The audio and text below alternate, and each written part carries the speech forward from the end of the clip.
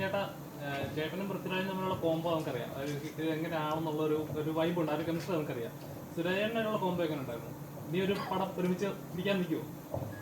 അത് ഞാൻ ക്രിസ്ത്യാനിയാണ്. അപ്പം ഞങ്ങളുടെ ഈ പള്ളിയിൽ കുർബാന തീർന്നു കഴിയുമ്പോൾ ഇങ്ങനെ ഒരു പ്രാർത്ഥനയുണ്ട്, വിശദീകരണത്തിൻ്റെ ബലിവിടുമേ സുസ്തി. അപ്പോൾ അതിൻ്റെ അത് ചെന്ന് അവസാനിക്കുന്നത് എന്താണെന്ന് വെച്ചാൽ, ഇനിയൊരു ബലി അർപ്പിക്കാൻ ഞാൻ വരുമോ ഇല്ലയോ എന്ന് എനിക്ക് അറിഞ്ഞുകൂടാ എന്നാണ്.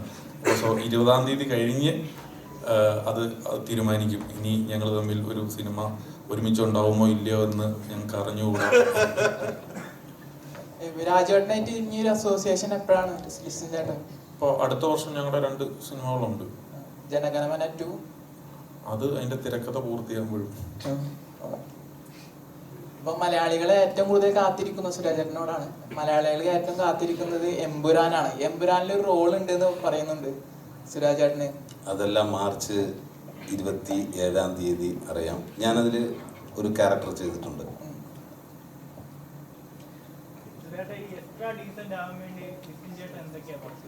ഇന്ന് കോട്ടിട്ട് നോക്കാം, അതിലും പരിഗണിച്ചിട്ട് അടുത്ത പരിപാടി ഇറക്കാൻ പറഞ്ഞു. ഞാൻ പറഞ്ഞു ഇതാണ് ഇതിൻ്റെ പബ്ലിസിറ്റിയുടെ ലാസ്റ്റ് പരിപാടി. അപ്പോൾ പറഞ്ഞു ഓക്കെ, ഉള്ളത് മതി, എല്ലാവരും പെട്ടെന്ന് തന്നെ വരും. അതൊക്കെ നല്ല ഐഡിയ ആയിട്ട് തോന്നി.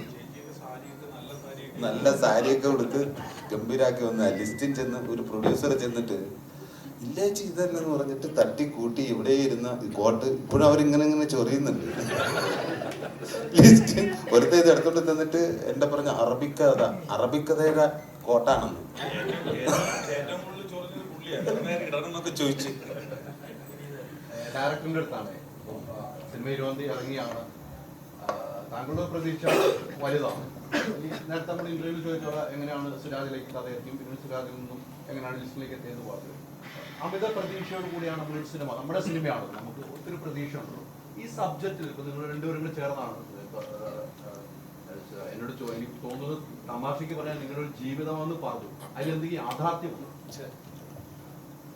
അതായത് അമിത പ്രതീക്ഷ എന്നുള്ളതല്ല, നമുക്കൊരു സിനിമ, എല്ലാ സിനിമകളിലും നമ്മൾ സ്വാഭാവികമായിട്ടുള്ള ഒരു സംവിധായകൻ്റെയും അതിൻ്റെ അണിയറ പ്രവർത്തകരുടെയും പ്രതീക്ഷ തന്നെയാണ്. അപ്പോൾ ഇത് നേരെ ഉത്തരത്തിലേക്ക് വന്നു കഴിഞ്ഞാൽ അങ്ങനെ നമ്മുടെ ജീവിത കഥ എന്നല്ല, എൻ്റെയും റൈറ്ററുടെയും അപ്പുറത്ത് നമുക്ക് ചുറ്റുപാടുമുള്ള, നമുക്ക് കണ്ടുപരിചയമുള്ള, ഇപ്പോൾ ഈ സിനിമ കണ്ടു കഴിഞ്ഞാൽ പൈതൃക്കൻ എൻ്റെ അടുത്ത് പറയാൻ സാധ്യതയുണ്ട്, എടാ നീ പറഞ്ഞ കറക്റ്റാണ്, കാരണം ഇതിങ്ങനെ എൻ്റെ വീടിൻ്റെ തൊട്ടപ്പുറത്ത് അല്ലെങ്കിൽ എൻ്റെ വീട്ടിൽ ഞാൻ തന്നെ ഇങ്ങനെയാണെന്ന് ചിലപ്പോൾ നിങ്ങൾ പറയും. ഞാൻ പറഞ്ഞ അപ്പോൾ എല്ലാവർക്കും നമുക്ക് കണ്ടുപരിചയമുള്ള, നമ്മുടെ ചുറ്റുപാടുള്ള, നമുക്ക് അല്ലെങ്കിൽ തൊട്ടപ്പുറത്തെ വീട്ടിലൊക്കെ ഉള്ള നമ്മുടെ കൂട്ടുകാർക്കിടയിലൊക്കെ പലപ്പോഴും നമ്മുടെ സംസാരത്തിൽ വരുന്ന തരത്തിലുള്ള ഒരു ക്യാരക്ടറാണ് ബിനു. ആ ബിനുവിൻ്റെ കുടുംബം എങ്ങനെ, അപ്പോൾ ആ കുടുംബം എങ്ങനെയാണ് ബിനുവിനെ കൈകാര്യം ചെയ്യുന്നത്, ബിനു എങ്ങനെയാണ് അവരെ കൈകാര്യം ചെയ്യുന്നത്, എന്താണ് അതിനകത്തുള്ള, അതിനൊക്കെ നർമ്മത്തിൽ ചാലിച്ചിട്ടുള്ള രീതിയിലാണ് നമ്മൾ. പിന്നെ സിനിമ ഒരു ഡാർക്ക് ഹ്യൂമർ ജോണറാണ്, മലയാളത്തിൽ അങ്ങനെ കൂടുതൽ വന്നിട്ടില്ലാത്തൊരു ജോണറാണ് ഡാർക്ക് ഹ്യൂമർ. അപ്പോൾ ആ ഡാർക്ക് ഹ്യൂമറിനകത്ത് നമുക്ക് എത്രത്തോളം പൊലിപ്പിക്കാൻ പറ്റുമോ അത്രത്തോളം ചെയ്തിട്ടുണ്ട്. അപ്പോൾ സ്വാഭാവികമായിട്ടും ബിനു എന്ന ഒരു ക്യാരക്ടറെ ചുറ്റിപ്പറ്റിയാണ് ആ വീടും ഈ ഇരിക്കുന്ന എല്ലാ ക്യാരക്ടേഴ്സും ഉള്ളത്.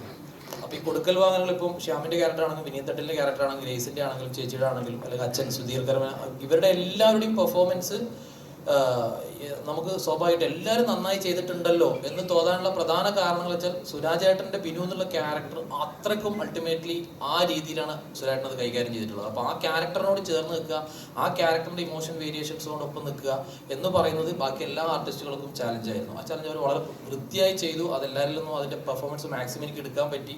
അതുകൊണ്ടാണ് ഇതിൻ്റെ എൻഡ് ഓഫ് ദ ഡേ നമ്മൾ സിനിമ കഴിഞ്ഞ് ഷൂട്ടൊക്കെ കഴിഞ്ഞിട്ട് അങ്കിതിൻ്റെ അടുത്ത് ഈ സ്ക്രിപ്റ്റ് ആദ്യം അങ്കിതിന് കൊടുത്തിരുന്നു. അപ്പോൾ അങ്കിത് വായിച്ചപ്പോൾ പറഞ്ഞു, ബ്രോ അടിപൊളി പരിപാടിയാണ്, ചെയ്തു വരുമ്പോൾ അങ്ങനെയാണല്ലോ മ്യൂസിക് ഡയറക്ടർ പറയാം, ചെയ്തു വരുമ്പോൾ എങ്ങനെയാണെന്ന് നമുക്ക് നോക്കാം. അപ്പോൾ അങ്കിതിൻ്റെ അടുത്ത് ഫസ്റ്റ് കമൻറ്റ് പറഞ്ഞാൽ ഞാൻ വായിച്ചതിനപ്പുറത്തേക്കാണ് ഇതിൻ്റെ റിസൾട്ട് വന്നിട്ടുള്ളത്. അപ്പോൾ അങ്കിതിൻ്റെ മ്യൂസിക് കൂടി ആകുമ്പോൾ അതിന് നമ്മളൊരു ഔട്ട് ഓഫ് ബോക്സ് സ്റ്റോറിയാണ്. അപ്പോൾ അതിൻ്റെ മ്യൂസിക്കൽ ട്രീറ്റ്മെൻറ്റും ഒരു ഔട്ട് ഓഫ് ബോക്സ് ജോണറിലാണ് അങ്കിത് അത് വളരെ ഭംഗിയായിട്ട് ചെയ്തിട്ടുണ്ട്.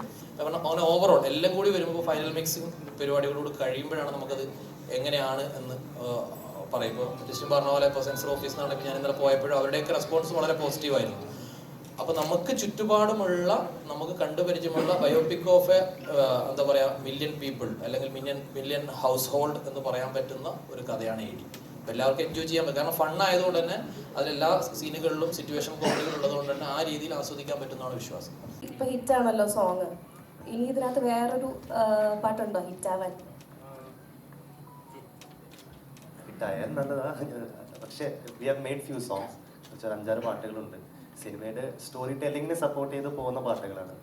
പക്ഷേ ഞാൻ ഉണ്ടാക്കി കഴിഞ്ഞിട്ട് ഇവർ കേട്ടപ്പോൾ ദേ ഫെൽറ്റ് ഈ സോങ്സ് പുറത്ത് വന്ന ആൾക്കാർക്ക് ഇഷ്ടപ്പെടും എന്നൊരു പ്രതീക്ഷ ഉണ്ട്. പക്ഷേ in my point of view ആ സിനിമയിൽ വന്ന് പോകുമ്പോൾ I think you have to enjoy the whole process of viewing the film.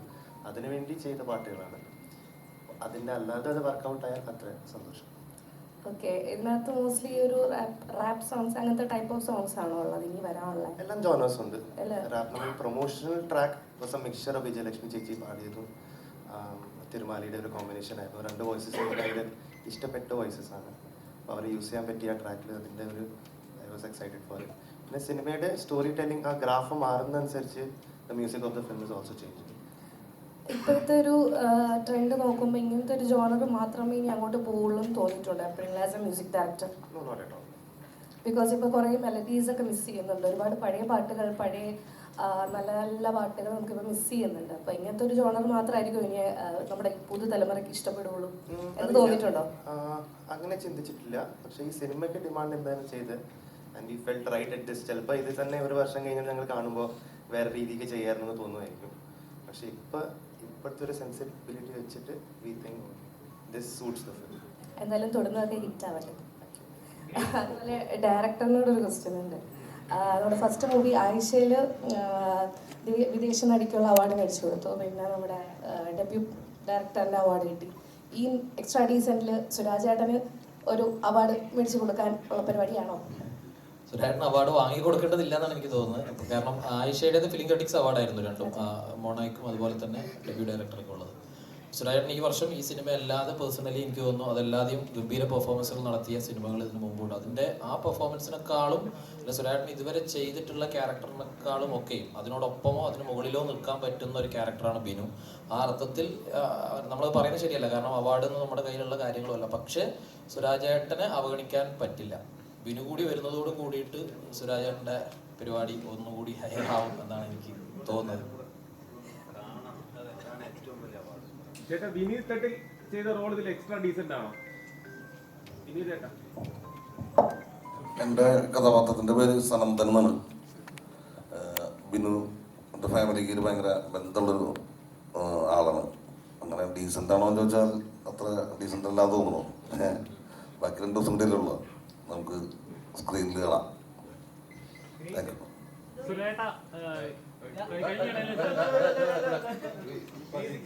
സുരാജന്റെ രണ്ടാമത്തെ ഫിലിമാണ്. ഓൾറെഡി നിങ്ങൾ ഗംഭീരമായിട്ടുള്ള പ്രകടനം കാഴ്ചവെച്ചപ്പോൾ ആ ഒരു എന്താ പറയുക റാമ്പോ ഉണ്ട്. വീണ്ടും ഈ സിനിമയിൽ ഒന്നിച്ചപ്പോൾ നിങ്ങൾ കഴിഞ്ഞിട്ട് എന്തെങ്കിലും രീതിയിൽ പെർഫോമൻസ് ചെയ്തിട്ടുണ്ടോ? എത്രത്തോളം ഗ്രേറ്റ്ഫുൾ ആണ്? ആ കയ്യിൽ നിന്ന് ഒരുപാട് ഇടാനുള്ള അവസരം തന്നിരുന്നു. നല്ല ഫ്രീഡം തന്നൊരു ഡയറക്ടറായിരുന്നു. എസ്പെഷ്യലി നമ്മൾ ഹ്യൂമർ, ഇത് ഡാർക്ക് ഹ്യൂമർ പരിപാടിയും കൂടെയാണ്. ഞാൻ സുരാജേട്ടൻ്റെ കൂടെ മുന്നേ വർക്ക് ചെയ്തത് നാഗേന്ദ്രൻസ് ആണ്. ഹ്യൂമർ ചെയ്യുമ്പം ഏറ്റവും കൂടുതൽ നമ്മൾ ശ്രദ്ധിക്കേണ്ടതും ഏറ്റവും കൂടുതൽ നമുക്ക് കിട്ടുന്ന ഒരു അനുഗ്രഹമാണ് നമ്മുടെ കൂടെ നിൽക്കുന്ന കോ ആക്ടർ നമ്മളെ എത്രത്തോളം നമ്മുടെ ക്യാരക്ടറും അപ്ലിഫ്റ്റ് ചെയ്യാനായിട്ട് സഹായിക്കുന്നു എന്നുള്ളത്.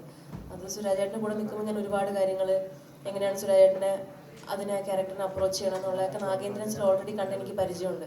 അതിൽ ഞാൻ ഭാര്യയായിട്ടാണ് അഭിനയിച്ചത്. അതിലെനിക്ക് കിട്ടുന്ന ഫ്രീഡം വേറെയാണ് ആസ് എ ക്യാരക്ടർ. പക്ഷേ ഇതിൽ ഞാൻ സഹോദരിയായിട്ടാണ് വരുന്നത്. അപ്പോൾ എനിക്ക് ആക്ച്വലി ഒരു നമ്മൾ നോർമലി ആസ് എ പേഴ്സൺ നമ്മൾ ഭാര്യ സംസാരിക്കുന്ന പോലെ അല്ലല്ലോ സഹോദരി സംസാരിക്കുക. അപ്പം അത് ഇതിനകത്ത് വരുമ്പം അതിൽ കുറേ വ്യത്യാസങ്ങളുണ്ട്.